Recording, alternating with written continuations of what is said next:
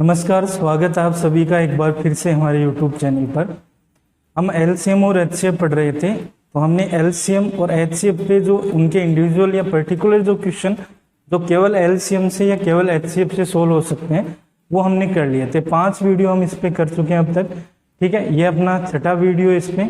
और आज कुछ इसके जो बचे हुए कॉन्सेप्ट हैं जिनमें एलसीएम एचसीएफ का साथ में यूज होता है, या कुछ अदर कुछ कॉन्सेप्ट हैं जैसे फ्रैक्शंस का एलसीएम एचसीएफ निकालना या फिर डेसिमल नंबर जो है उनका एलसीएम एचसीएफ निकालना, ये सारे जो कॉन्सेप्ट हैं वो इसमें हम करेंगे आज। ठीक है, वीडियो शुरू करने से पहले आप लोगों से रिक्वेस्ट है कि आप चैनल को सब्सक्राइब कर लें और बेल आइकन को प्रेस कर लें ताकि आपको समय पर नोटिफिकेशन मिल जाए।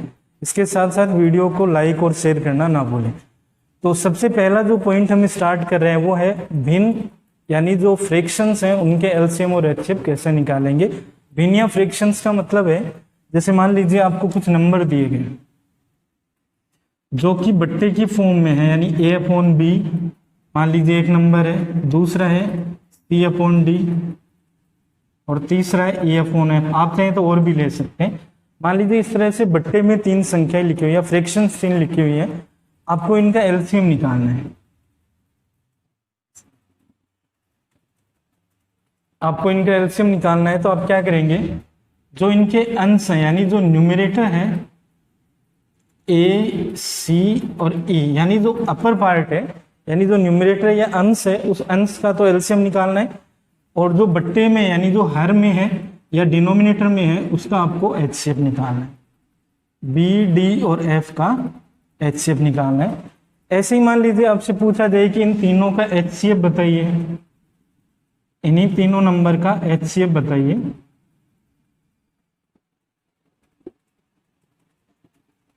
तो इस बार क्या करना है, जो न्यूमरेटर है यानी जो अंश है उसका तो एचसीएफ निकालना है, यानी ए, सी और ई का तो एचसीएफ लेना है, और जो आपके डिनोमिनेटर है यानी जो हर में है उन संख्याओं का आपको एलसीएम लेना है। तो ये 2 तरीके रहेंगे निकालने के। आप ये दोनों फॉर्मूले नोट कर लें। मान लीजिए ये आपको एक क्वेश्चन दिया गया, आपको इनका एलसीएम और एचसीएफ निकालना है। ठीक है, एलसीएम और एचसीएफ निकालना है तो आप किस तरीके से करेंगे, सबसे पहले हम एलसीएम निकालते हैं। तो एलसीएम के लिए हमें क्या करना पड़ेगा, ऊपर वाले तीनों का एलसीएम करना है, तो 3, 5 और 11 का एलसीएम लेंगे, और नीचे वाले तीनों का एचसीएफ यानी हर वाली तीनों संख्याओं का एचसीएफ लेंगे। अब इनका एलसीएम क्या आएगा आप निकाल सकते हैं इजीली। ठीक है, तो 165 आएगा, क्योंकि ये तो तीनों अभाज्य संख्या है, तो गुणा कर दो सीधा। ठीक है, 3, 5, 11 का गुणा कर लो। यहां से एचसीएफ का मतलब कॉमन होता है, तो यहां से क्या कॉमन आएगा, 2 कॉमन आएगा। इसका मतलब एलसीएम तो आएगा 165/2। ठीक है, 2 के अलावा कुछ भी कॉमन नहीं आ रहा है, तो 165/2। अगर आपसे पूछे कि एचसीएफ कितना आएगा इनका, तो आपको क्या करना है, ऊपर वाली संख्याओं का एचसीएफ निकालना है, 3, 5 और 11 का एचसीएफ लेना है, और बट्टे में जो संख्या है उनका क्या करना है, एलसीएम निकालना है, 4, 6 और 12 का। तो 3, 5, 11 का एचसीएफ मतलब इनमें से कॉमन क्या आ रहा है, कुछ भी कॉमन नहीं आ रहा है, तो 1 कॉमन लेंगे, है ना, 1 ही आएगा, फिर 1 के अलावा कुछ नहीं आ रहा है। नीचे एलसीएम निकालेंगे 4, 6 और 12 का, तो यह आ जाएगा आपका, देखिए 12 के अंदर 4 का भी भाग लग रहा है, 6 का भी लग रहा है, और 12 का तो लग ही रहा है। इसका मतलब एचसीएफ क्या आएगा, 1/12। तो इनका तो आएगा एलसीएम तो आएगा 165/2 और एचसीएफ आएगा 1/12। तो ये भिन्न संख्याओं के एलसीएम और एचसीएफ निकालने का तरीका हो। ठीक है, नेक्स्ट पार्ट है दशमलव या डेसिमल संख्याओं के एलसीएम और एचसीएफ, यानी जो पॉइंट वाली संख्या है उनके एलसीएम एचसीएफ कैसे निकालेंगे। तो एक एग्जाम्पल से मैं बता रहा हूँ, बाकी इसमें कुछ ऐसा है नहीं, फॉर्मूला या कुछ ऐसा तरीका आपको ध्यान नहीं रखना, बस एक एग्जाम्पल समझ लो आप। मान लीजिए ये एक क्वेश्चन आपको दिया है, ये 4 दशमलव संख्या है, आपको इनका एलसीएम और एचसीएफ निकालना है। ठीक है, तो आप क्या करेंगे, देखिए सबसे पहले नंबर्स को इस तरह से लिखना है कि उनमें पॉइंट जो है वो एक दूसरे के नीचे रहे, जैसे ऐसे कर लिया हमने। ठीक है, पॉइंट के नीचे पॉइंट रखना है, और ये 0.125 पॉइंट के नीचे पॉइंट रखना है आपको, इस तरीके से लिखना है ताकि पॉइंट जो है वो एक ही कॉलम में आ जाए या एक ही रेखा में आ जाए ना। अब क्या करना है, देखिए यहाँ 3 डिजिट है पॉइंट के दाईं तरफ, है ना, यहाँ पे कितनी है 2, तो 1 डिजिट कम पड़ रही है, यहाँ 0 लिख लेंगे, यहाँ भी 1 कम पड़ रही है, यहाँ 2 कम पड़ रही है, तो यहाँ 2 0। मतलब आपको करना क्या है, पॉइंट के दाईं तरफ जो डिजिट है वो सेम करनी है। सेम मतलब जो ज्यादा से ज्यादा आ रही है, जैसे 3 आ रही है तो सब में 3 3 करो, किसी में अगर कम पड़ रही है तो वहां पे 0 यूज कर लो उसके एंड में ना। अब आप इनको ऐसे मान लीजिए ना, देखिए इनको ऐसे मान लीजिए, ये 1500 है, ये 250 है, पॉइंट रहने दीजिए, पॉइंट को छोड़ के, ये 1750 है और ये 125, ठीक है, ऐसे मान लीजिए, पॉइंट को छोड़ दीजिए, ये इस तरीके से है। इनका आपको एलसीएम निकालना है, ठीक है। 1500, 250, 1750 और 125, इनका एलसीएम आएगा 125 का भाग तो सब में लग रहा है 125, फिर यहां से 4 आएगा, 125 गुणा 4 यानी आ जाएगा 500, फिर यहां से आएगा 7 और यहां से आएगा 3, 21 गुणा 5 105,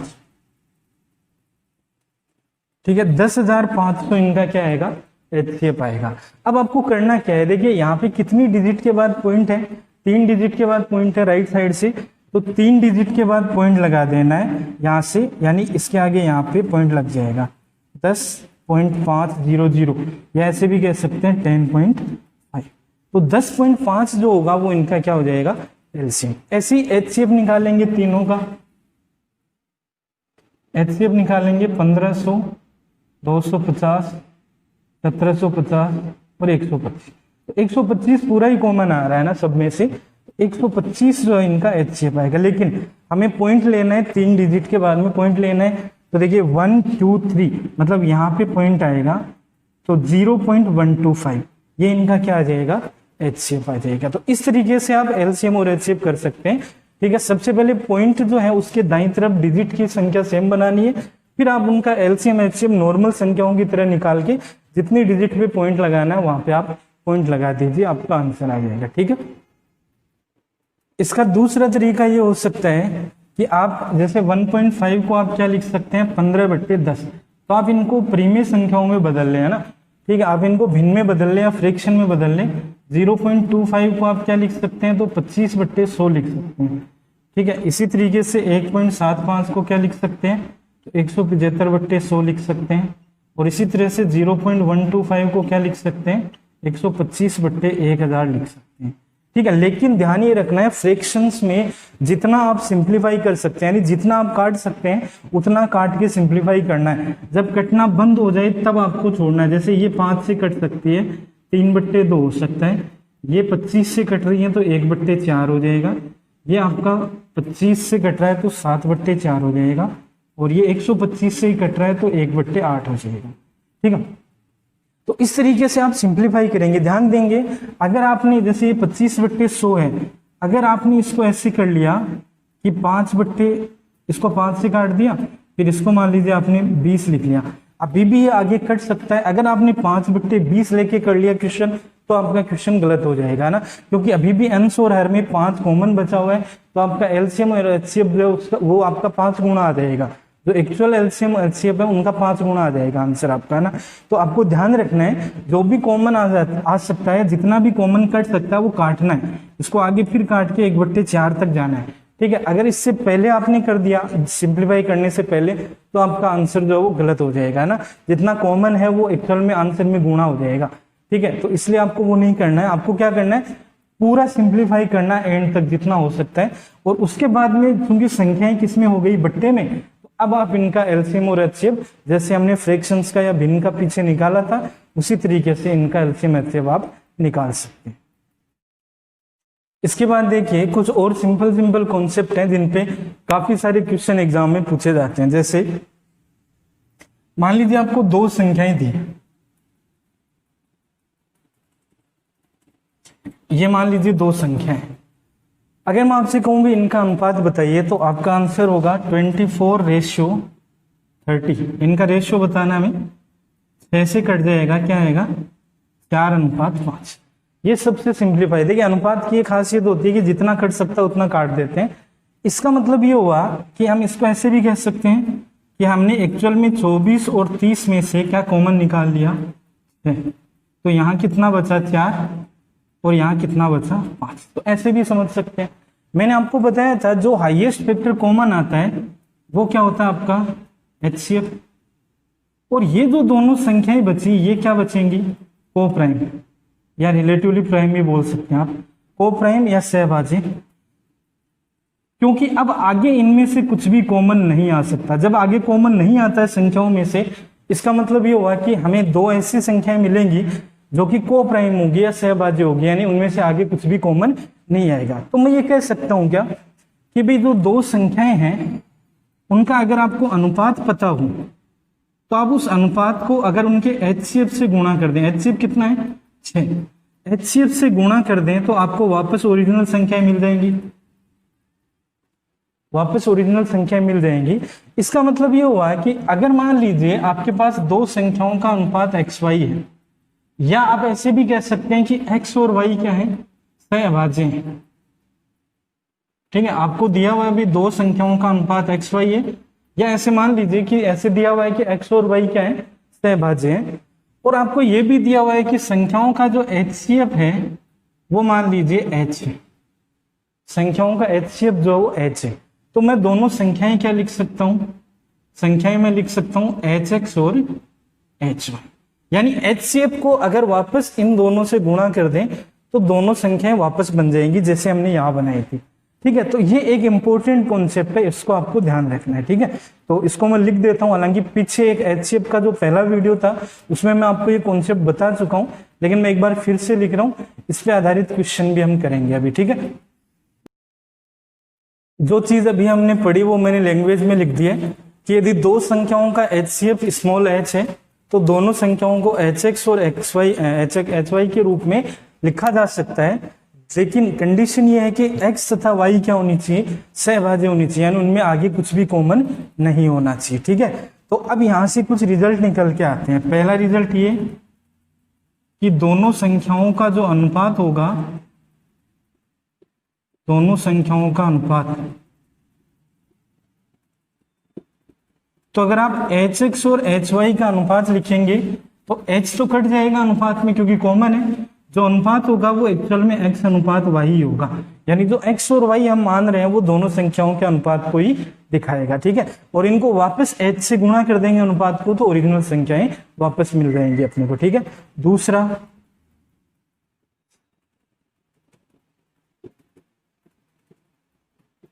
दोनों संख्याओं का LCM।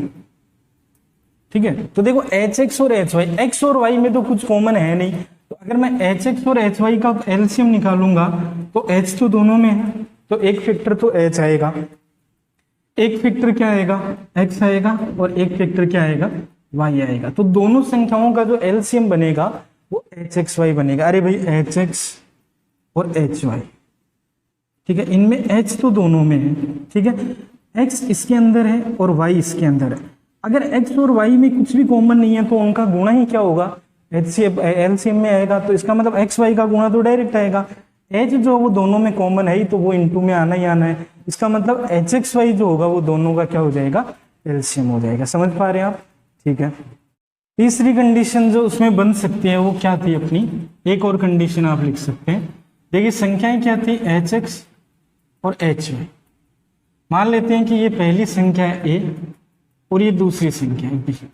ठीक है, A और B दो संख्याएं, एक को हमने HX लिखा, एक को हमने HY लिखा, क्योंकि दोनों का HCF क्या है, H है। ठीक है, X और Y जो है वो कोई दो सहभाज्य संख्या है। अब मैं ये कहूं कि भाई अगर A इंटू B निकाले, ध्यान से देखें, A इंटू B करें तो आपको क्या मिलेगा, HX into HY, HX into HY। इसको अगर मैं ऐसे लिख दूं H इंटू HXY, ये थर्ड कंडीशन ना, H इंटू XY, तो मैं ऐसे कह सकता हूं क्या कि भाई A और B तो क्या है, दोनों संख्याएं हैं, तो दोनों संख्याओं का गुणनफल,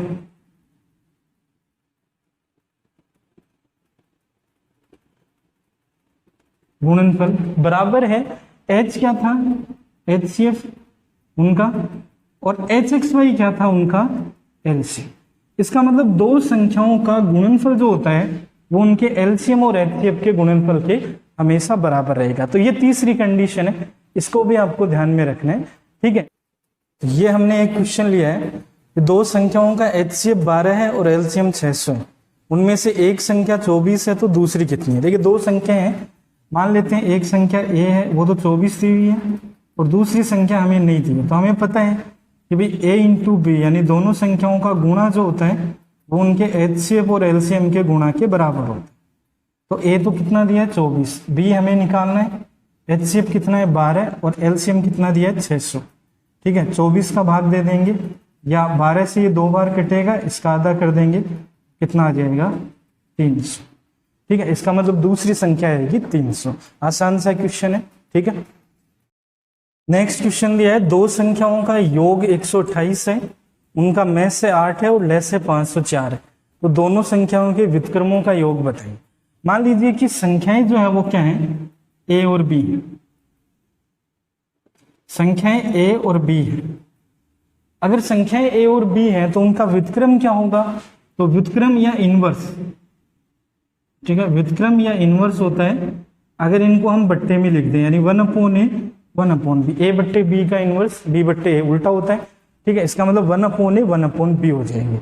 आपको इनका जोड़ पूछा है ना, व्युत्क्रमों का योग पूछा, मतलब हमें 1/a प्लस 1/b निकालना है।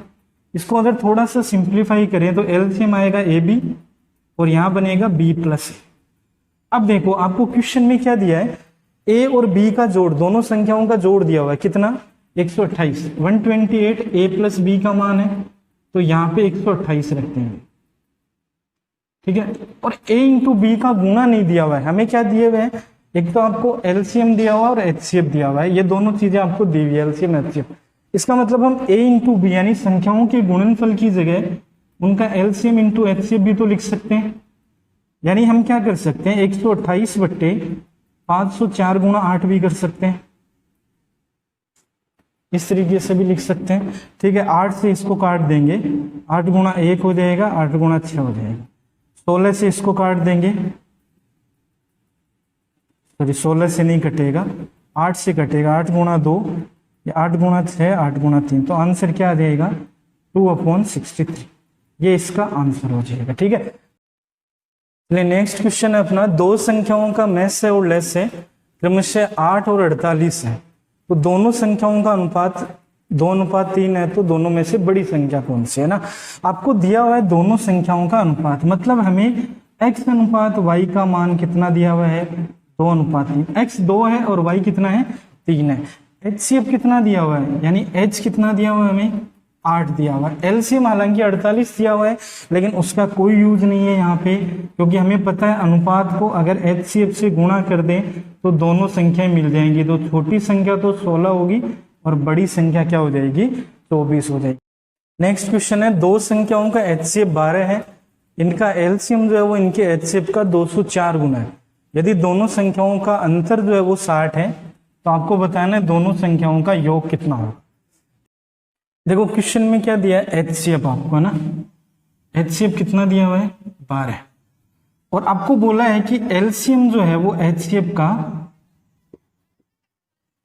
204 गुना है। तो मैं ऐसे मान लूंगा, मान लिया भाई HCF 1 है तो ये 204, आप कुछ भी मान सकते हैं, यहाँ 2 मानते तो ये इसका 204 गुना हो जाता, फिर से 3 होता तो फिर से 204 से गुणा कर देते।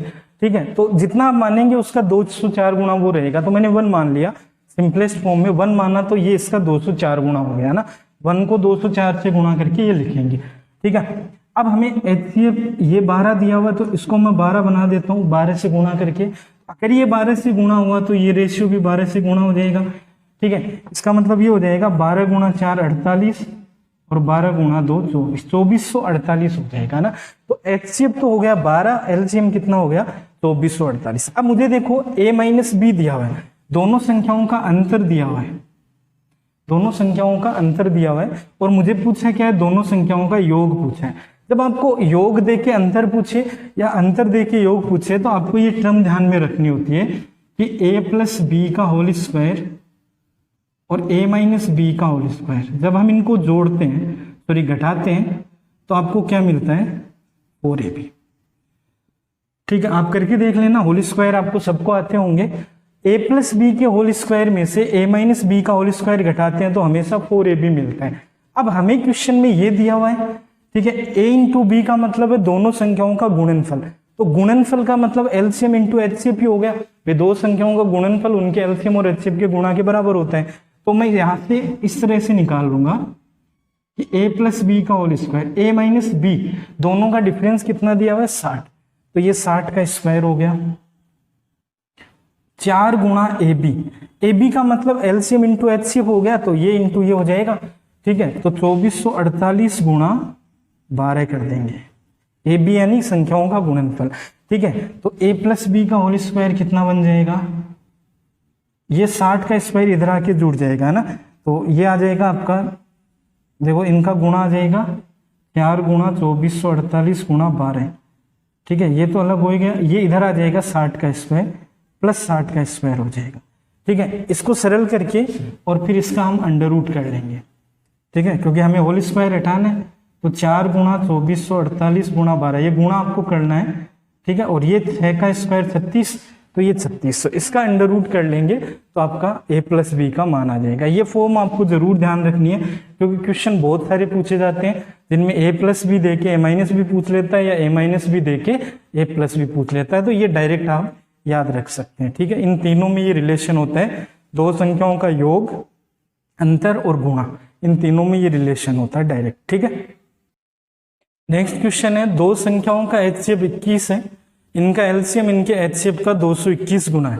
यदि दोनों संख्याओं में से एक संख्या 200 से 300 के बीच है तो दूसरी संख्या कितनी होगी, ठीक है। फिर से देखो वैसे ही क्वेश्चन है बिल्कुल, एचसीएफ आपको दिया हुआ है, कितना है 21, फिर कह रहा है कि एलसीएम जो है वो एचसीएफ का 221 गुना है, तो एचसीएफ को 1 मान लेते हैं, ठीक है। तो एलसीएम जो है वो 221 होना चाहिए। अब एचसीएफ चूंकि 21 दिया हुआ तो इसको 21 बना लेंगे, तो ये फिर 221 गुणा 21 हो जाएगा ना, ये भी 21 से मल्टीप्लाई, तो ये एलसीएम हो गया, ये एचसीएफ हो गया। इस तरीके से अपने पास एलसीएम और एचसीएफ आ गए।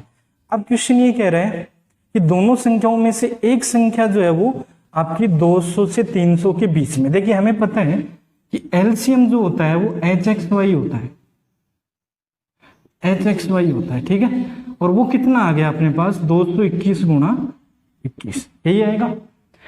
इसका मतलब ये हुआ एच एक्स वाई बराबर एच की जगह क्या रख सकते हैं 21, तो 21 एक्स वाई बराबर क्या आ गया 221 गुणा 21, ये कट जाएगा, एक्स वाई बराबर कितना आ गया 221। अब देखो एक्स और वाई, ठीक है, एक्स और वाई दो सहभाज्य संख्या है, मतलब हमें दो ऐसी संख्याएं ढूंढनी है जिनमें कुछ भी कॉमन नहीं हो लेकिन उनका गुणा कितना हो जाए 221 हो जाए, ठीक है। अगर आपको नहीं पता लग रहा है तो आप कुछ ऐसे सोच लें, एक संख्या 200 से 300 के बीच में है, क्योंकि एचसीएफ कितना है 21, तो संख्याएं जो भी बनेंगी वो 21x और 21y बनेंगी, 21x और 21y यही बनने वाली हैं दोनों संख्याएं। इसका मतलब ये हुआ कि दोनों संख्याएं जो है वो 21 का मल्टीपल होंगी, यानी 21 का गुणज होंगी, यानी वो 21 के पहाड़े में आएंगे। आप ये देखो कि 21 का अगर हम पहाड़ा लें तो 200 से 300 के बीच में ऐसी कौन सी संख्या है जो 21 के पहाड़े में आएगी, ठीक है। तो 21 के पहाड़े में अगर हम 21 का पहाड़ा लें तो 21 गुणा 10 जो है वो कहां पे आता है 200 से 300 के बीच में। अगला 21 गुणा 11 आएगा, ठीक है, जो क्या आएगा 231, ठीक है। उसके बाद अगला 21 गुणा 12 आएगा जो कि कितना आएगा 252, ठीक है। उसके बाद 21 गुणा 13 आएगा जो कि कितना आएगा 273, और अगला 21 गुणा 14 आएगा जो कि कितना आएगा 294। यही संख्याएं जो है वो 21 के पहाड़े में है जो 200 से 300 के बीच में आ सकती है। तो इसका मतलब इनमें से कोई एक संख्या जरूर होगी, और इनमें से कोई एक जो होगा 10, 11, 12, 13, 14 में से वो x का मान जरूर होगा। अब देखो x का मान अगर हम 10 लें तो 221 में तो 10 है नहीं, इसका मतलब 10 तो नहीं होगा, तो ये संख्या तो नहीं है वो, ठीक है। अगर हम 11 लेके देखें, 11 का भाग इसमें लगा के देखें, 11 का भी नहीं लग रहा है, इसका मतलब ये भी नहीं होगा। अगर x की जगह 12 करके देखें तो 12 का भाग भी इसमें नहीं लग रहा है, ये भी नहीं होगा। अगर हम 14 का भाग लगा के देखें तो 14 का भी नहीं लग रहा है, केवल 13 बचा, 13 का भाग दे के देखें तो 13 का भाग इसमें पूरा लग रहा है। तो अगर हम x की जगह 13 मान लें तो 13 का भाग इसमें दो कितनी बार लगा 13 गुणा 1, 13 गुणा 7, मतलब अगर x 13 है तो y कितना होना चाहिए, 17 होना चाहिए। इसका मतलब ये हुआ कि दूसरी संख्या जो थी यानी जो 21y थी आपकी, उसमें y का मान कितना है, 17 है। तो 21 गुणा 17, तो 17 का 7 और 34 और एक हो जाएगा कितना, 35। मतलब दूसरी संख्या क्या होनी चाहिए, 357 होनी चाहिए। तो आप या तो अंदाजा लगा लीजिए कि 221 को जो हम दो संख्याओं के गुणा में लिखें तो क्या क्या लिख सकते हैं, ठीक है। तो आप डायरेक्ट अंदाजा भी लगा सकते थे इस तरीके से भी कि 221 जो है, 221 जो है उसको हम गुणा में अगर लिखें, दो संख्याओं के गुणा में, तो या तो हम 1 इंटू 221 लिख सकते हैं या 13 इंटू 17 लिख सकते हैं। इसके अलावा और कोई भी इसके फैक्टर नहीं हो सकते हैं। यानी ये x हो गया तो ये क्या हो गया, अपने आप y हो गया। तो 21 गुणा 13 और 21 गुणा 17 दो संख्याएं बन जाएंगी आपकी, ठीक है। तो डायरेक्ट अंदाजा लगा सकते हैं तो डायरेक्ट भी कर लें, अदरवाइज 200 से 300 के बीच में 21 के गुणज देख लें कौन कौन से हैं, वहां से आपको x या y में से एक मान तो पता लग ही जाएगा, दूसरा फिर यहाँ से पता लग जाएगा कि क्या आने वाला है, ठीक है। नेक्स्ट क्वेश्चन है, दो संख्याओं का लस्य उनके मैस्य का 12 गुना है। मैस्य तथा लस्य का योगफल 430 है और 403 है। तो उनमें से एक संख्या अगर 93 है तो दूसरी संख्या क्या होगी। तो फिर से आपको क्या दिया है कि एलसीएम जो है वो एचसीएफ का 12 गुना है। मतलब एचसीएफ अगर एक मान लें तो एलसीएम 12 हो गया, ठीक है, 1:12। फिर कह रहे हैं लस्य और मैस्य का जोड़ जो है वो 403। अगर हम जोड़ के देखें तो 12 और 1 13, यानी योग बन रहा है अपना 13, ठीक है। तो 13 नहीं है, ये एक्चुअल में कितना होना चाहिए, 403। तो कितने से गुणा हुआ है, 13 का भाग दे के देख लो तो ये 31 से गुणा हो रहा है। तो मुझे ये पता लग गया कि संख्याओं का एचसीएफ कितना है, 31 है, और एलसीएम कितना है, 12 इंटू 31, ठीक है। तो मुझे एलसीएम और एचसीएफ पता लग गए दोनों संख्याओं के, ये एलसीएम है और ये एचसीएफ है। अब क्वेश्चन में क्या कह रहा है, उनमें से एक संख्या 93 है। तो हमें ये पता है कि भाई एलसीएम जो होता है वो क्या होता है, एच एक्स वाई। संख्याओं का जो एलसीएम है वो एच एक्स वाई है। अगर दोनों संख्याएं हम एच एक्स और एच वाई मान रहे हैं तो एच एक्स वाई का मान कितना है, 12 इंटू 31, यही दिया हुआ है, ठीक है। एच कितना है, एच कितना दिया हुआ है, या इसको हम डायरेक्ट भी कर सकते हैं। देखो हमें पता है कि दोनों संख्याओं का जो गुणनफल है वो क्या होना चाहिए, एलसीएम इंटू एचसीएफ होता है। तो एक संख्या तो 93 दी है ना, और दूसरी हमें निकालनी है, तो हम बी निकाल लेते हैं। एलसीएम कितना आया, 12 इंटू 31, और एचसीएफ कितना था, 31। 31 से ये 3 बार कटेगा, 3 से ये 4 बार, 31 गुणा 4 कितना आ जाएगा, 124। मतलब दूसरी संख्या जो है वो क्या आएगी, 124, ठीक। नेक्स्ट क्वेश्चन है, दो संख्याओं का मैस्य 27 और लस्य 405 है। इनमें से एक संख्या में 7 का भाग देने पर, मान लिया कि एक संख्या ए है, तो क्वेश्चन ये कह रहा है कि ए में अगर 7 का भाग दें तो भागफल 11 आता है और शेषफल 4 आता है, ठीक है। यहां से मैं ये कह सकता हूं ए बराबर क्या आया, तो भाजक इंटू भागफल प्लस शेषफल, यानी 7 गुणा 11 प्लस 4, तो 81 आ गया। एक संख्या 81 है। दूसरी हमसे पूछी है, एलसीएम एचसीएफ दिए, हमें पता है ए इंटू बी क्या होता है, एलसीएम इंटू एचसीएफ होता है। ए कितना निकाल लिया हमने, 81, बी हमें फाइंड आउट करना है, ये 27 है, ये कितना है, 405, ठीक है। तो अगर आप इसको काट देंगे तो ये 5 बार कट जाएगा, तो बी कितना आ जाएगा, 135। तो दूसरी संख्या हो जाएगी 135। नेक्स्ट क्वेश्चन है, दो संख्याओं का अनुपात 6:13 है, उनका लस्य 468 है, तो उनका मैस्य यानी एचसीएफ कितना होगा। तो आपको अनुपात दिया हुआ है, इसका मतलब आपको x और y की वैल्यू दी है। x कितना है, 6, और y कितना है, 13। तो ये x और y की वैल्यू है। यहाँ पे हमें लस्य दिया हुआ है, हमें पता है भी एलसीएम या लस्य जो होता है वो एच एक्स वाई होता है। यहाँ पे h क्या है, एचसीएफ है, एक्स वाई हमें दिए हुए हैं, कितना दिया हुआ है, ये 468। तो h इंटू x कितना दिया, 6, y कितना दिया, 13, तो बराबर होना चाहिए 468। यहां से h बराबर निकाल लेंगे, 13 से इसको काट देंगे, 36, और 6 से इसको काट देंगे, तो ये h बराबर कितना आ जाएगा, 6। तो दोनों संख्याओं का एचसीएफ कितना आ जाएगा, 6। नेक्स्ट क्वेश्चन है, दो संख्याओं का अनुपात 4:3 है, उनके लसागु और मेसे का गुणनफल आपको दिया है, फिर पूछा है दोनों संख्याओं का योग बताइए। तो हमें पता है अभी एलसीएम क्या होता है, एलसीएम हम लिखते हैं एच एक्स वाई, और एचसीएफ क्या होगा, तो एचसीएफ तो खुद एच ही हो गया, ठीक है। तो आपको क्या दिया हुआ है, दोनों का गुणा दिया हुआ है, मतलब एच एक्स वाई और एच का गुणा कितना दिया हुआ है 2028। एक्स और वाई, ये दोनों वैल्यू एक्स और वाई की वैल्यू है, अनुपात का मतलब वो एक्स और वाई की वैल्यू है ना। एक्स की जगह अगर हम रख दें एच इंटू एच तो एच स्क्वायर हो गया ना, एक्स की जगह 4 रख दें, वाई की जगह 3 रख दें, तो ये 2028, ठीक है। 4 गुणा 3 12 हो गया, 12 का भाग दें इसमें तो ये आ जाएगा 169, यानी एच स्क्वायर बराबर 169 हो गया। तो यहां से एच बराबर कितना मिलेगा, 169 का √13, तो h की वैल्यू 13 आ गई। अगर मैं दोनों संख्याएं लिखूं तो पहली संख्या तो क्या थी hx और दूसरी संख्या क्या थी hy, यही मानते हैं हम। h कितना आया 13, x कितना था 4, तो 13 × 4, यानी एक संख्या तो कितनी थी 52 और दूसरी 13 गुणा y कितना था 3, तो एक कितनी थी 39। और आपको इन दोनों का जोड़ पूछा है, तो 9 और 2 11, 8 और 1 9, यानी 91 क्या आ जाएगा, दोनों का जोड़ आ जाएगा, ठीक है। नेक्स्ट क्वेश्चन है, दो संख्याओं का मेस यानी एचसीएफ दिया हुआ 8 और दोनों का गुणनफल 1280 है। तो आपको एचसीएफ एच दिया हुआ है कितना 8, ठीक है। गुणनफल दिया हुआ है a × b का कितना 1280, तो हम a को क्या मानते हैं hx, तो h कितना 8, तो 8x और 8y ऐसे मान लेंगे दोनों संख्याएं, ये 1280 हो गया, ठीक है। 8 गुणा 8 64, 64 का भाग देंगे 20 आएगा, x × y कितना आ जाएगा 20, ठीक है। x × y 20 आ गया। हमें क्या पूछा है एलसीएम, तो हमें पता है अभी एलसीएम क्या होता है, एलसीएम होता है एच एक्स वाई, एच कितना है 8, एक्स वाई कितना है 20, इसका मतलब कितना आ जाएगा 160, तो 160 दोनों का क्या आएगा एलसीएम, ठीक है।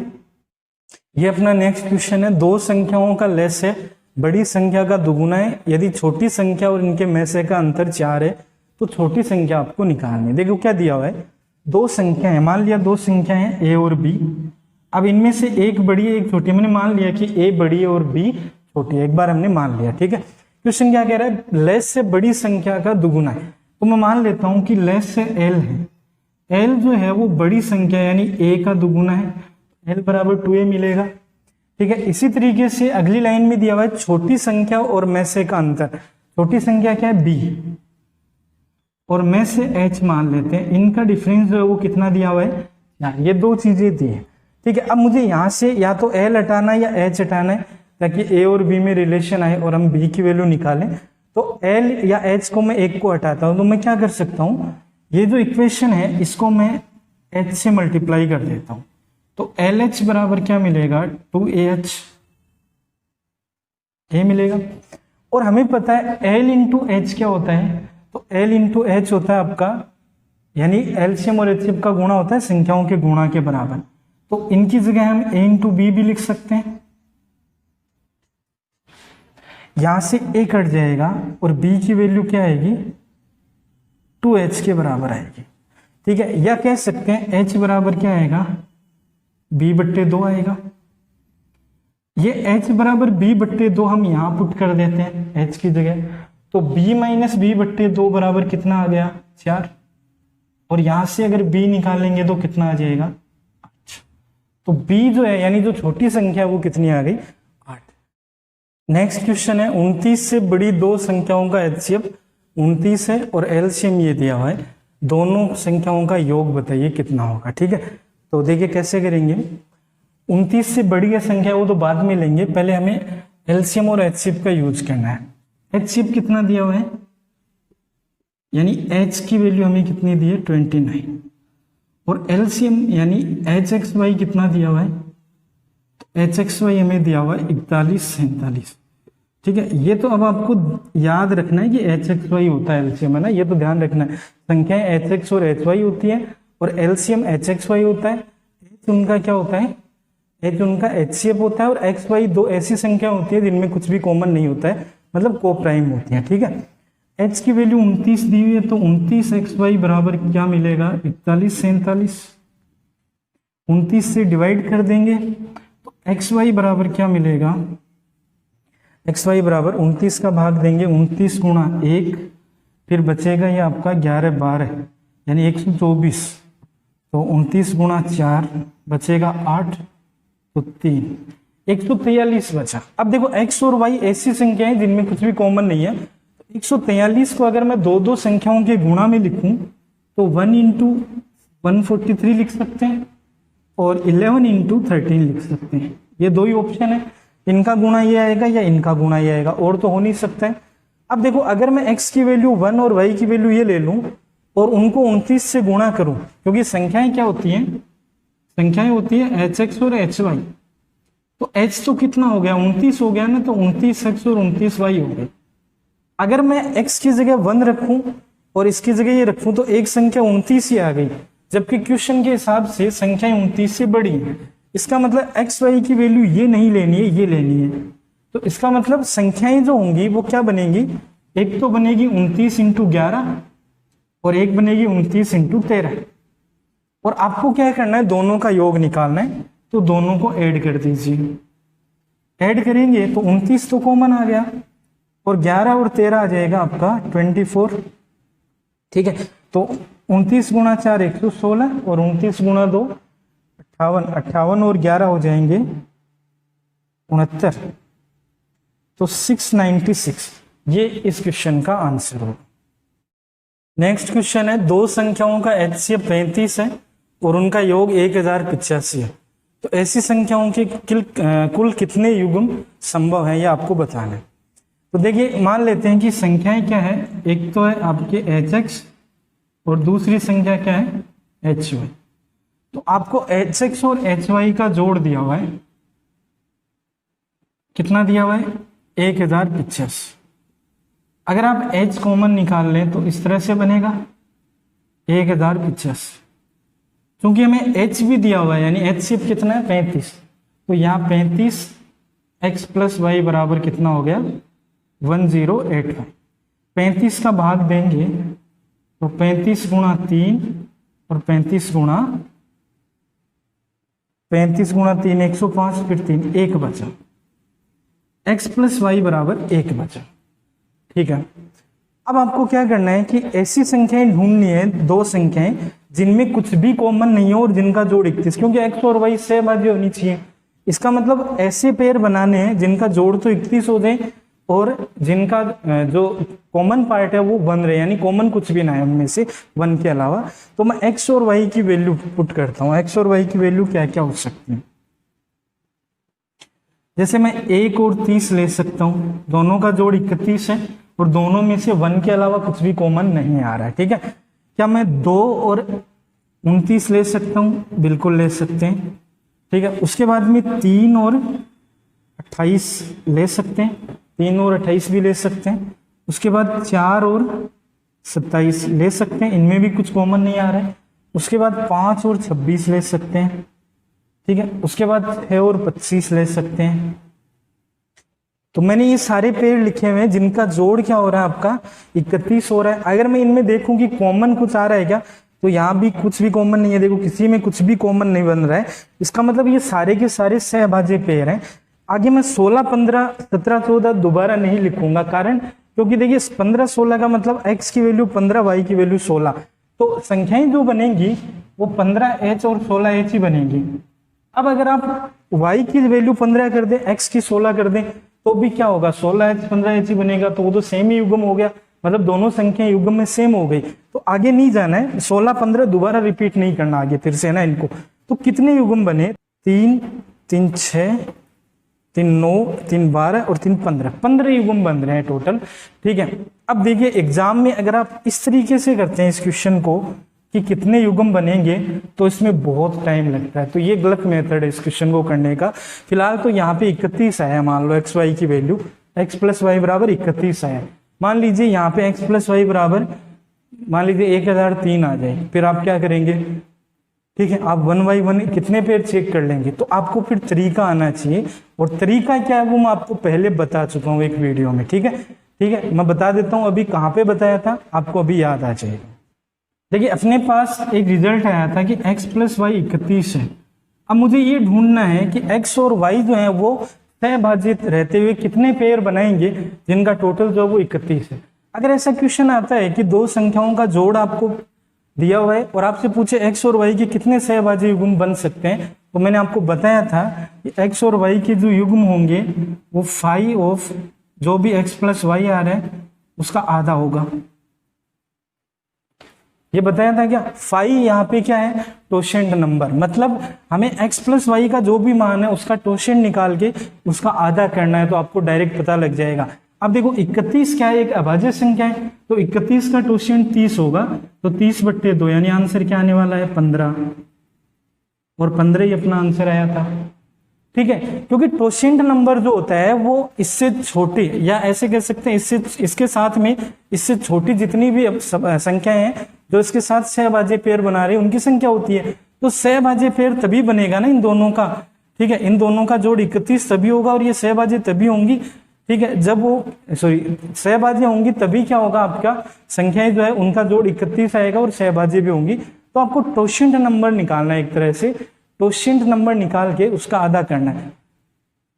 अब टोशेंट नंबर क्या है वो मैं आपको यूलर टोशेंट फंक्शन का एक मैंने आपको वीडियो बना के दिया पहले, जब हम रिमाइंडर कर रहे थे तो वहां पे यूलर टोशेंट फंक्शन हमने पढ़ा था, वहां पे आप देख सकते हैं दोबारा वीडियो में पीछे जाकर। ठीक है, जो पीछे एक वीडियो बनाया हुआ उसको जाके दोबारा से देखिए कि टोशेंट कैसे निकालते हैं, 31 का टोशेंट 30 कैसे आया, ये आपको उसी वीडियो से पता लगेगा, यहाँ दोबारा मैं रिपीट नहीं कर सकता। एक और देखो वैसे ही क्वेश्चन है बिल्कुल, मुझे पता है भाई 9x + 9y बराबर मुझे दिया हुआ है कितना 99, ये 99 दिया हुआ है। ठीक है, तो यहाँ से x + y बराबर कितना आ गया 9। अब मुझे क्या करना है, 11, मुझे क्या करना है x + y के वो पेयर बनाने हैं जिससे कि वो सहभाज्य बने रहे ना, और उनका योग 11 आता रहे। मैं क्या करूंगा 11 का टोशेंट निकालूंगा, 11 का टोशेंट निकाल के उसका आधा कर देंगे। 11 का टोशेंट 10 होता है, 10 का आधा कितना हो जाएगा 5, तो 5 इस क्वेश्चन का आंसर आएगा। ठीक है, 11 अभाज्य संख्या है तो टोशेंट सीधा ही निकाल सकते हैं, अभाज्य संख्या में से एक कम करके टोशेंट निकाल सकते हैं। अगर अभाज्य संख्या नहीं हो तो फिर अपने पास फॉर्मूला होता है टोशेंट निकालने का। ठीक है, जैसे मान लो x + y जो है वो 24 आ जाए, तो अब हमें 5 ऑफ 24 निकालना पड़ेगा। अब 24 को हम क्या लिख सकते हैं, 2 का क्यूब इंटू 3 का स्क्वायर, सॉरी 3 की पावर 1, ऐसे ही लिखेंगे। तो इसका टोशेंट कैसे निकालते हैं, ये एज इट इज रखते हैं 24, फिर 1 - 1/2 और 1 - 1/3। ठीक है, ये इसका तरीका होता है, पहले बता चुका हूं आपको। तो जब भी ऐसा क्वेश्चन आए कि x + y बराबर कोई संख्या मिले और आपसे पूछे ऐसी संख्याओं के कितने युग्म है, मतलब आपको x + y का टोशेंट निकाल के उसमें 2 का भाग दे देना है, उसका आधा कर देना है। ठीक है, नेक्स्ट क्वेश्चन है, दो संख्याओं का HCF 12 और उनका गुणनफल 2160 है, तो ऐसी संख्याओं के कुल कितने युग्म संभव है। देखिए आपको गुणनफल दिया दोनों संख्याओं का, तो संख्याएं hx और hy माने तो hx और hy का गुणनफल कितना दिया हुआ है 2160। h की वैल्यू अगर हम रख दें 12, तो 12x × 12y बराबर दिया हुआ 2160। ठीक है, चलिए 12 का भाग दें इधर लाकर, तो 180, फिर 12 से भाग देंगे, एक और 12 है इसका भी भाग देंगे, तो यह आ जाएगा आपका 15। x × y 15 आ गया। अब या तो आप ऐसे एक एक करके चेक करें कि 1 और 15 इनका गुणा 15 होगा और इनमें कुछ भी कॉमन नहीं है, 3 × 5 होगा, 2 पेयर ऐसे बनेंगे। या तो आप ऐसे चेक करें, लेकिन इसमें दिक्कत ये आ जाएगी कि जैसे मान लो यहाँ 15 की जगह मान लीजिए 225 आ गया, अब आपको थोड़ा सा मुश्किल हो जाएगी, आप गुणा कर करके चेक नहीं कर सकते। मान लीजिए यहाँ 1225 आ गया, आप 1 बाई 1 गुणा करके नहीं चेक कर सकते। इसका भी तरीका मैंने बताया था कि कोई भी संख्या उसको दो सहभाज्य संख्याओं के गुणनफल के रूप में अगर हम लिखते हैं, ठीक है, तो हम इसको डायरेक्टली कैलकुलेट कर सकते हैं। और इसका तरीका मैंने ये बताया था कि जो भी संख्या है, जैसे एक्स वाई 15 है, तो 15 के अभाज्य गुणनखंड कर लो। 15 के अभाज्य गुणनखंड क्या होंगे, 3 की पावर 1, 5 की पावर 1, यही होंगे। अब मैंने ये कहा था कि ये काउंट कर लो कि कितने गुणनखंड अलग अलग है ना, 1 और 2, ठीक है। भिन्न भिन्न गुणनखंड कितने हैं, तो एक 3 है एक 5। पावर नहीं देखनी है, केवल बेस देखना है कि कितने बेस बन रहे हैं। तो 3 और 5 2 बन रहे हैं। तो मैंने आपको फॉर्मूला बताया था 2 की पावर n-1 होता है। x और y के कितने युग्म बन सकते हैं, उसका फॉर्मूला 2 की पावर n-1 होता है। ये भी मैंने वहीं पे बताया था आपको गुणनखंड वाले पार्ट में, जहाँ पे दो का जोड़ बताया था वहीं पे गुणा का भी बताया हुआ है। दोनों क्वेश्चन करवाए हो आप जाके। गुणनखंड का जो पहला पार्ट है वहां से आप स्टार्ट कीजिए। गुणनखंड के 3 पार्ट है, एक पार्ट में मैंने आपको ये चीजें बताई हुई है, मुझे याद नहीं है किस पार्ट में, लेकिन एक पार्ट में ये दोनों चीजें बताई। जब भी ऐसा हो तो अभाज्य गुणनखंड करके बेस देख लो कि कितने बेस हैं या कितने बेस में ये ब्रेक हुआ है। तो 2 हैं, तो 2 की पावर यहाँ n की जगह 2 रख दो क्योंकि 2 बेस है। तो 2 - 1 यानी आंसर क्या आएगा, 2 की पावर 1 यानी 2। तो ऐसी कितनी संख्याएं पॉसिबल होंगी, 2। और वो हमने निकाल के भी देखी थी। क्या क्या पॉसिबल हो सकता है, 1 और 15 और 3 और 5। ये 2 पेयर या इन दोनों को h से गुणा करके हम 2 पेयर बना सकते हैं। एक बार तो 1 और 15 रख देंगे x y की जगह, एक बार 3 और 5 रख देंगे। ठीक है, तो ये इसका डायरेक्ट तरीका। ये ध्यान रखना 2 की पावर n-1। n क्या है, number of distinct factors. Distinct factor मतलब भिन्न भिन्न जो अभाज्य गुणनखंड है उनकी संख्या कितनी है। ठीक है, पावर नहीं देखना है, बेस देखना है कि कितनी संख्याएं बेस में आ रही हैं। ठीक है, जैसे मान लो x और y जो है वो मान लीजिए 120 आ जाता, 120 आता मान लो। 120 के फैक्टर कर लेते हैं, कितना आएगा 120 के फैक्टर, तो 2 की पावर 3, 3 की पावर 1, 5 की पावर 1। अब यहाँ पे कितने बेस बन रहे हैं, 3 डिस्टिंक्ट फैक्टर बन रहे हैं, 2, 3 और 5। 3 आ रहे हैं तो 2 की पावर 3 - 1। जितने भी आ रहे हैं उससे 1 कम कर दो 2 की पावर में, यानी 2 का स्क्वायर। कितने बनते हैं, 4। ठीक है, तो इस तरीके से आप कोई भी क्वेश्चन हो जिसमें अगर संभव युग्म पूछे तो आपके पास 2 कंडीशन आ सकती हैं, या तो x plus minus Y, plus Y भी आ सकता है माइनस वाई भी आ सकता है, और या फिर x इंटू वाई आएगा। इन दोनों में से कोई एक आएगा। इसमें तो क्या करते हैं, टोशियन नंबर का आधा, और इसमें क्या करते हैं 2 की पावर जितने भी डिस्टिंक्ट फैक्टर है उससे 1 कम कर देंगे। ठीक है, तो ये 2 तरीके आपको ध्यान रखने। ये हमने गुणनखंड में पढ़े थे, लेकिन यहाँ एलसीएम एचसीएफ में अपने काम आ रहे हैं। ठीक है, नेक्स्ट क्वेश्चन है, 2 संख्याओं का मैच से 12 है और लेस से जो है वो 924 है। ठीक है, तो संख्याएं मान लेते हैं hx और hy है, और एलसीएम जो होगा वो होगा hxy, और hxy की वैल्यू हमें दी हुई है कितनी, 924। h की वैल्यू भी हमें दी हुई है कितनी है, 12। तो 12xy बराबर कितना हो गया, 924। ठीक है, तो xy बराबर कितना हो गया, तो 12 गुणा 7, और ये हो गया आपका 12 गुणा 7, 77 हो गया। आपको पता करना है कि x और y के कितने युग्म बनेंगे, उतने ही संख्याओं के बनेंगे। ठीक है, इसका मतलब x और y के युग्मों की संख्या निकालनी है, तो 77 के अभाज्य गुणनखंड कर लीजिए। तो 7 की पावर 1, 11 की पावर 1। कितने डिस्टिंक्ट बेस बने, भिन्न भिन्न बेस 2 बने, तो 2 की पावर 2 - 1 यानी आंसर क्या आएगा, 2। 2 युग्म बनेंगे। ठीक है, और आप देख भी सकते हैं, एक तो 1 × 77 बनेगा, एक 7 × 11 बनेगा। 2 युग्म बनेंगे जो कि सहअभाज्य रहेंगे। ठीक है, तो इस तरीके से आप डायरेक्ट चेक कर सकते हैं। नेक्स्ट क्वेश्चन है, 3 संख्याओं का लय से 120 है, तो इनमें से कौन सा उनका मैच से नहीं हो सकता या एचसीएफ नहीं हो सकता। देखो ऐसा है कि जैसे मान लो आप कोई भी 3 संख्याएं लें। ठीक है, मान लीजिए आपने ये 3 संख्याएं ली, अगर आप इनका एलसीएम निकालें तो मैंने आपको कहा था कि आप 3 कॉमन आ रहा है, फिर उसके बाद में जो बची हुई संख्याएं होती हैं कॉमन लेने के बाद इनका एलसीएम निकाल के और 3 से गुणा कर दें। इसका मतलब ये हुआ कि एलसीएम जो होता है वो एचसीएफ इंटू समथिंग होता है, एचसीएफ इंटू समथिंग होता है। तो मैं ये कह सकता हूं कि एलसीएम जो होता है वो एचसीएफ का एक गुणज होता है। देखो एचसीएफ को किसी संख्या से गुणा करने पे एलसीएम आ रहा है, इसका मतलब ये हुआ कि एचसीएफ एलसीएम का गुणज, सॉरी एलसीएम एचसीएफ का गुणज होता है, जबकि एचसीएफ जो होता है वो एलसीएम का भाजक होता है, यानी एलसीएम के अंदर एचसीएफ का भाग पूरा लगता है। ठीक है, आप ऐसे कह सकते हैं एलसीएम के अंदर एचसीएफ का भाग पूरा लगता है। अगर एलसीएम 120 है तो वो संख्याएं जिनका भाग इसमें पूरा लगता है वो तो एचसीएफ हो सकती हैं, और जिसका भाग इसमें नहीं लग सकता वो एचसीएफ नहीं हो सकते। इसका मतलब इसका तो लग सकता है, इसका भी लग सकता है, ठीक है, इसका भी लग सकता है 120 में, इसका नहीं लग सकता। तो ये ऑप्शन डी जो है वो आपका करेक्ट आंसर होगा। केवल ये देखना है कि 120 का गुणनखंड कौन सा नहीं है, क्योंकि एचसीएफ एलसीएम का गुणनखंड होता है। और एलसीएम जो है वो एचसीएफ का गुणज होता है। ठीक है, तो ये आपको दो चीजें ध्यान रखनी। ये दो क्वेश्चन आपके सामने हैं, इनके आंसर आपको निकालने हैं और आंसर कमेंट बॉक्स में लिखने हैं। देखिए दो रूल आप बहुत अच्छे से ध्यान रखेंगे। ए बी बराबर एलसीएम इंटू एचसीएफ होता है और ए प्लस बी का होल स्क्वायर बराबर सॉरी माइनस ए माइनस बी का होल स्क्वायर बराबर 4ab होता है। ये दोनों चीजें आप ध्यान में रखेंगे। ठीक है, और ये दोनों क्वेश्चन आपको सोल्व करके बताना। नेक्स्ट क्वेश्चन, दो संख्याओं का लेस से 140 और में से 7 है और दोनों संख्याएं 20 से 45 के बीच है, तो दोनों का योग बताएं। ठीक है, देखो लेस में से दिया हुआ है यानी h दिया हुआ है कितना 7, तो संख्याएं क्या मान सकते हैं 7x और 7y। तो एलसीएम कितना हो जाएगा 7xy।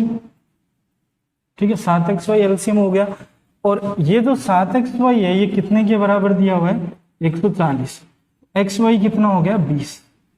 अब 20 को अगर दो अभाज्य संख्याओं के गुणनफल में लिखें तो या तो 1 और 20 होगा, सहभाज्य में लिखें तो है ना, या फिर आपका 4 और 5 होगा, है ना। 2 और 10 को नहीं ले सकते क्योंकि 2 और 10 में 2 कॉमन आएगा। अगर मैं यहाँ संख्या में x और y की वैल्यू 1 रखूं और 20 रखूं ना, 1 और 20 रखें तो 7 और 140 बना, इसका मतलब 20 से 45 के बीच नहीं आएगा, तो ये तो नहीं आएगा। अगर मैं x की जगह 4 रखूं तो ये 28 आएगा और 5 रखूं y की जगह तो ये 35, 28 35 दोनों बीच में आएंगे, इसका मतलब ये लेना है हमें। तो संख्याएं क्या बनी, एक तो बनेगी 7 गुणा 4 और एक क्या बनेगी 7 गुणा 5, यानी 28 प्लस 35 दोनों का जोड़ पूछा है ना, तो जोड़ दीजिए कितना आ जाएगा 63। तो 63 इस क्वेश्चन का आंसर हो जाएगा। चलिए एक और कॉन्सेप्ट देखते हैं। मान लीजिए आपके पास दो संख्याएं हैं, एक है आपका a और एक है मान लीजिए b। a और b दो संख्या है, तो आपसे ये कहे कि भी अगर इनका HCF, या आपको गिवन है कि इनका HCF जो है वो क्या है h, और आपसे ये कहे कि बताइए a और a प्लस बी का HCF क्या होगा। पहला क्वेश्चन, a और a प्लस बी का HCF क्या होगा, b और a प्लस बी का HCF क्या होगा,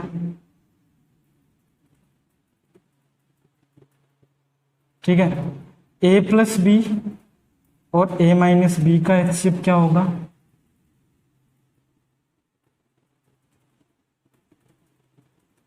a और a माइनस बी का HCF क्या होगा,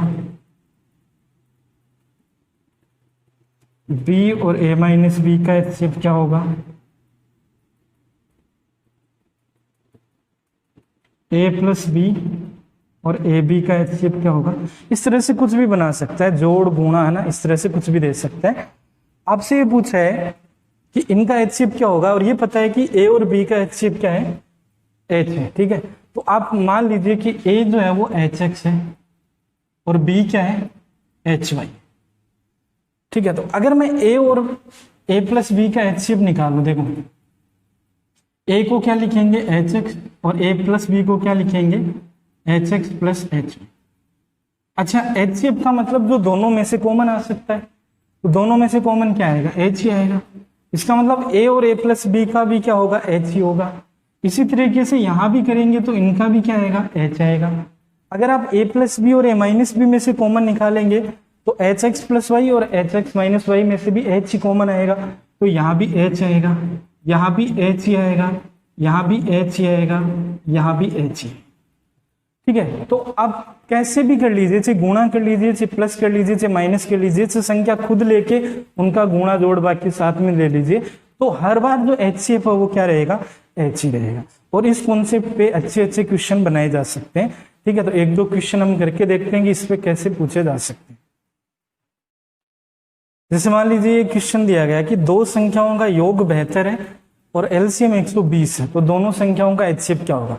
अच्छा, आपको योग दिया है मतलब a प्लस बी दिया है और एलसीएम दिया है मतलब इनका एलसीएम दिया है, तो आप कह सकते हैं hx प्लस वाई दिया है और hxy दिया है। इनका आपको HCF पूछे, HCF मतलब जो कॉमन आएगा वही, तो hx प्लस वाई और hxy में h कॉमन आएगा।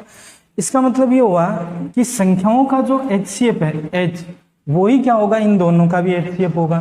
तो तो इन दोनों का एचसीएफ निकाल दो, वही संख्याओं का एचसीएफ होगा। तो आपका आंसर क्या हो जाएगा? 72 120 का एचसीएफ क्या आएगा भाई? 24। इसका मतलब दोनों संख्याओं का एचसीएफ भी क्या आएगा? 24, क्योंकि ये स्मॉल एच का ही मान है और स्मॉल एच दोनों संख्याओं का एचसीएफ ही है, क्योंकि संख्याएं क्या है? एच एक्स और एच वाई। तो 120 और 172 का जो एचसीएफ होगा वही संख्याओं का एचसीएफ। नेक्स्ट क्वेश्चन दिया हमें, दो संख्याओं का एलसीएम 1260 है और अंतर 54 है, तो दोनों संख्याओं का योग कितना होगा? देखो एलसीएम हम संख्या मान लेते हैं एच एक्स और एच वाई, तो एलसीएम क्या होगा? एलसीएम होगा एच एक्स वाई और वो कितना दिया हुआ है? 1260। इसी तरीके से अंतर क्या होगा? तो H X minus H Y, वो कितना दिया हुआ है? वो दिया हुआ आपको 54। अब यहाँ पे हमें h नहीं पता, h पता हो तो फिर x और y में हम इक्वेशन बना देंगे। h नहीं पता, h हम निकाल सकते हैं। एक्चुअल में क्या है, हमें ये दिया हुआ है कि HCF जो है, देखो HXY दिया हुआ है हमें और HX माइनस HY दिया है। इन दोनों का अगर HCF निकालेंगे तो वो क्या आएगा? H ही आएगा, जो कि एक्चुअल में इन दोनों संख्याओं का भी क्या है? HCF है। इसका मतलब ये हुआ कि h का मान हम इजीली निकाल सकते हैं अगर हम इसका और इसका HCF निकाल दें, है ना। तो अगर मैं 1260 और 54 का HCF निकालूं, ठीक है, 1260 और 54 का HCF निकालूं तो देखो 9 तो कॉमन आ ही रहा है, ठीक है, 2 भी कॉमन आ रहा है, एक्चुअल में 18 कॉमन आ रहा है ना, 18 कॉमन आ रहा है, 18 गुणा 3 होगा, 18 गुणा 7 होगा 70 और 3 तो 18 आ जाएगा ना। ये एक्चुअल में किसका मान है? ये संख्याओं का भी HCF यही होगा, तो ये h का मान हो गया। अगर h का मान ये हो गया तो अगर यहाँ रख दें हम तो 18xy बराबर कितना आ जाएगा? 1260, या कह सकते हैं xy की वैल्यू कितनी आ गई? 70। xy जो है वो 70 आएगा। और अगर यहाँ रख दें हम hx माइनस वाई बराबर 54 है ना, अगर यहाँ 18 रख दें हम तो यहां से 18 का भाग देंगे, x माइनस वाई कितना आ गया? 3 आ गया। तो x माइनस वाई तो 3 आ गया, एक्स वाई कितना आ गया? 70 आ गया। अब हमें पता है भाई x प्लस वाई हमें निकालना हो तो x प्लस वाई का square minus x minus Y का स्क्वायर बराबर 4xy। ये हम मेथड लगाएंगे। x प्लस वाई तो हमें निकालना है, x माइनस वाई कितना है? 3 का स्क्वायर 4 गुणा 70, ठीक है, तो एक्स वाई की वैल्यू 70 रख दी, 70 गुणा 4 280, 280 प्लस 9 यानी 289 और इसका स्क्वायर हटा देंगे तो रूट 289 यानी आंसर क्या आएगा? 17। तो 17 दोनों संख्याओं का क्या आ जाएगा? योग आ जाएगा। ठीक है, बहुत अच्छा क्वेश्चन है ये। अगर आपको ये कॉन्सेप्ट नहीं पता है कि हम एलसीएम और अंतर का एचसीएफ लेंगे तो वो संख्याओं के एचसीएफ के बराबर ही आएगा, अगर ये कॉन्सेप्ट आपको नहीं आता है तो आप एच नहीं निकाल पाएंगे और इस क्वेश्चन को सोल्व नहीं कर पाएंगे आप। ठीक है, तो ये कॉन्सेप्ट आपको आना चाहिए। ठीक है, कि अगर एलसीएम और अंतर या योग इनका एचसीएफ ले तो वो संख्याओं के एचसीएफ के बराबर ही आता है। ठीक है, नेक्स्ट क्वेश्चन आपका, यदि a और b दो धन पूर्णांक है, a और b और एचसीएफ ऑफ ए बी यानी a b और इन दोनों के एचसीएफ, इन तीनों का गुणनफल 1080 है, तो a और b के कितने मान संभव है जिस पेयर में, है ना, a b के कितने युग्म संभव है, कितने पेयर संभव है टोटल, है ना, ये आपको बताना है। मान लीजिए कि a जो है वो hx है और b जो है वो hy, ये तो हम मान ही सकते हैं। तो इनका HCF जो होगा, HCF ऑफ ए बी वो क्या होगा? वो होगा आपका h, स्मॉल h इनका HCF है। अब आपको दिया हुआ है कि hx hy और h का जो गुणा है वो कितना है? 1080। तो यहां से मैं कह सकता हूं कि h का क्यूब इंटू xy बराबर 1080 है। 1080 के फैक्टर कर लेंगे हम। 1080 के फैक्टर कितने होंगे? 12 गुणा 9 होता है। ठीक है, तो 2 की पावर 3 होगा, 3 की पावर 3 होगा, ठीक है, 5 की पावर 1 होगा। ठीक है, तो ये हो जाएगा 8 गुणा 5 40, 27 गुणा 40। ठीक है, ये इसके फैक्टर हो गए। अब आपको बताना है कि कितनी वैल्यू पॉसिबल, तो हमें इसमें कंडीशन लेनी पड़ेगी। भाई देखो h का क्यूब आ रहा है ना और इंटू एक्स इंटू वाई आ रहा है, तो h की वैल्यू अगर हम मान लें कि h जो है वो 2 का क्यूब है, क्योंकि h क्यूब में होना चाहिए, परफेक्ट है ना, तो क्यूब में होना चाहिए, तो 2 का क्यूब है मान लो, है ना। तो पहली कंडीशन कि जब h बराबर क्या है 2 है, अगर h बराबर 2 ले लें तो इसका मतलब ये 2 का क्यूब बनेगा, ठीक है। तो ये हट जाएगा, तो फिर अपने पास ये तो h की वैल्यू हो गई, x इंटू वाई बराबर इतना बचेगा, देखो ये हट जाएगा, x और y की वैल्यू ये बचेंगी। अब x और y के कितने डिफरेंट पेयर बन सकते हैं आप इजीली बता सकते हैं। अभी पीछे किया था हमने, 2 की पावर कितने बचे, 2 ही बचे ना, ये इतनी तो संख्या बची ना, एक्स वाई बराबर इस तरह से बचा। अब इसमें x और y के कितने डिफरेंट पेयर बन सकते हैं, तो आपका आंसर होगा 2 की पावर 1 2, ये 2 है तो 2 की पावर 2 माइनस 1 यानी 2 पेयर, 2 पेयर बन सकते हैं यहां से। दूसरी कंडीशन, जब हम h बराबर 3 का क्यूब ले लें, ठीक है, क्योंकि h जो है वो क्यूब होना जरूरी है, तो या तो h की जगह 2 ले लें या 3 ले लें, 3 का क्यूब हो जाएगा। तो अगर हम h को 3 मान लें तो फिर अपने पास एक्स वाई जो है वो क्या बचेगा, 2 का क्यूब इंटू 5 की पावर 1, फिर से 2 फैक्टर बचे, ठीक है, 2 बेस बचे अपने पास।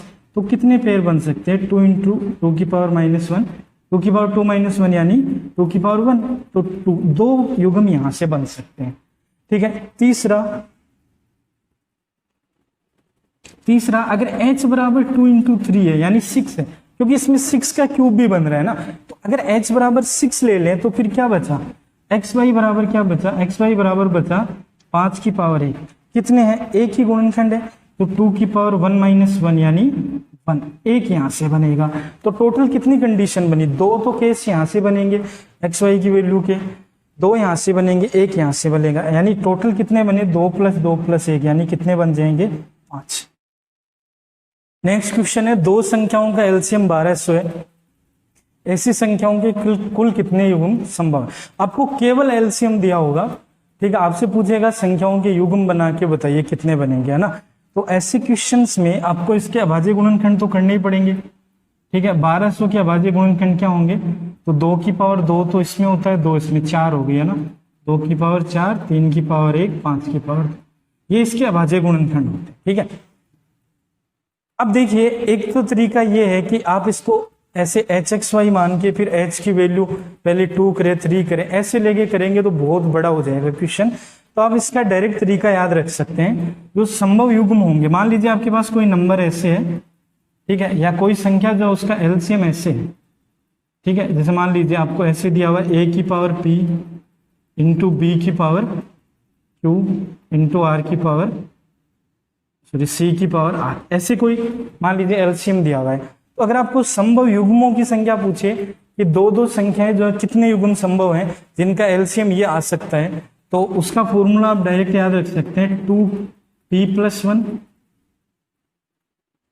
2q+1 2r+1, ठीक है, फिर +1 अलग से +1 करके बट्टे 2 करना, ठीक है। ये इसका डायरेक्ट फॉर्मूला आप याद रख सकते हैं। फॉर एग्जांपल जैसे हम इसका निकालना चाहें कि कितने युग्म बनेंगे दोनों संख्याओं के, तो 2 इंटू 4+1 करेंगे, 2 इंटू 1+1 करेंगे एंड 2 इंटू 2+1 करेंगे, और फिर +1 एक्स्ट्रा करके और 2 से डिवाइड कर देंगे, ठीक है। जो पावर है उसको 2 से मल्टीप्लाई करके +1 करके गुणा करो, फिर लास्ट में +1 बट्टे 2, तो ये कितना आ गया 9 इंटू ये आ गया 3 और ये आ गया 5 +1/2, 135 136 बट्टे 2 यानी कितना आ जाएगा 68। 68 पेयर बन सकते हैं। आप अलग अलग नहीं कर सकते हैं ना, एक एक करके काउंट नहीं कर सकते हैं, 68 पेयर को बहुत टाइम लग जाएगा। तो आप ये डायरेक्ट याद रख सकते हैं, इंपॉर्टेंट फॉर्मूला है। अगर आपको दो संख्याओं का केवल एलसीएम दिया जाए और फिर पूछा जाए कि बताइए उनका जो युग्म है वो संख्याओं के कितने युग्म पॉसिबल है, तो आप ये फॉर्मूला यूज करेंगे डायरेक्ट, है ना, ठीक है। तो ये आपको डायरेक्ट याद रखना है, इसको मेमोराइज करना है आपको। नेक्स्ट क्वेश्चन है, 5 संख्याओं में से किन्हीं भी 2 संख्याओं का एचसीएफ 4 है और 5 संख्याओं का एलसीएम 27,720 है, तो 5 संख्याओं का गुणनफल बताइए। 5 संख्याएं हैं, मान लीजिए संख्याएं हैं A B C D E, ये 5 संख्याएं हैं। इन 5 का आपको एलसीएम दिया हुआ है कितना, एलसीएम दिया हुआ है 27,720। अब देखिए आप कोई भी 2 ले लीजिए ना, उनका एचसीएफ 4 आ रहा है मतलब आप ए और बी का एचसीएफ लें तो भी 4 आ रहा है, अगर आप बी और सी का लें तो भी 4 आ रहा है, और ऐसे सी डी डी ई या ए किसी का भी ले लें 4 आ रहा है। इसका मतलब ये हुआ कि इन दोनों में 4 कॉमन है, केवल 4 के अलावा कुछ भी कॉमन नहीं है, इनमें भी 4 के अलावा कुछ कॉमन नहीं है, तो फिर ए और सी में भी 4 के अलावा कुछ भी कॉमन नहीं है, या कह सकते हैं तीनों में भी 4 ही कॉमन है, चारों में भी 4 ही कॉमन है, और पांचों में भी 4 ही कॉमन है। इसका मतलब ये हुआ कि पांचों संख्याओं का जो एचसीएफ है वो 4 है। अगर दो दो का एचसीएफ 4 है तो फिर पांचों का एक साथ भी क्या है, 4 ही है, क्योंकि बाकी कुछ और कॉमन है नहीं उनमें। ठीक है, तो अगर पांचों का एचसीएफ 4 है तो मैं ये कह सकता हूं कि संख्याएं जो है वो मान लीजिए 4x 4y 4z 4p और 4q, ऐसे मान सकते हैं। ये मान लीजिए ऐसे संख्याएं x y z p q में बाकी कुछ कॉमन है नहीं इनमें ना, ठीक है, केवल 4 कॉमन था, तो ये एचसीएफ हो गया और इनको x y z p q से हमने गुणा कर लिया। अब क्वेश्चन ये कह रहा है कि इनका एलसीएम, देखो इनका एलसीएम अगर आप निकालेंगे तो एलसीएम क्या आएगा, 4 गुणा X Y Z P Q ऐसे आएगा, और ये कितना दिया हुआ आपको 27720। यहाँ से X Y Z into P Q बराबर 4 से भाग देंगे, 4 गुणा 6 24, 4 गुणा 9 36, तो ये 6930 है। हमें क्या पूछा है, इनका सबका गुणनफल पूछा है। गुणनफल क्या होगा, तो इनका गुणनफल देखो क्या आएगा, 4 गुणा 4 गुणा 4 गुणा 4 गुणा 4, कितनी बार आएगा, 5 बार, और X Y Z P Q यही आएगा। ठीक है, तो 4 की पावर 5 इंटू कितना 6930, इसको सरल कर देंगे आपका आंसर आ जाएगा। ठीक है, 4 की पावर 5, या देखो इसको 4 से गुणा करोगे तो 27720 तो आएगा ही, 4 की पावर 4 कितना होता है, ठीक है 64 का 16 का स्क्वायर यानी 256 से इसको गुणा कर दो, आपका आंसर आ जाएगा। ठीक है, तो इस तरह के क्वेश्चन जब आए तो आप इस तरीके से संख्याएं मान के सोल्व कर सकते हैं। तो यहाँ पे अपना एलसीएम और एचसीएफ का पार्ट जो है वो खत्म होता है।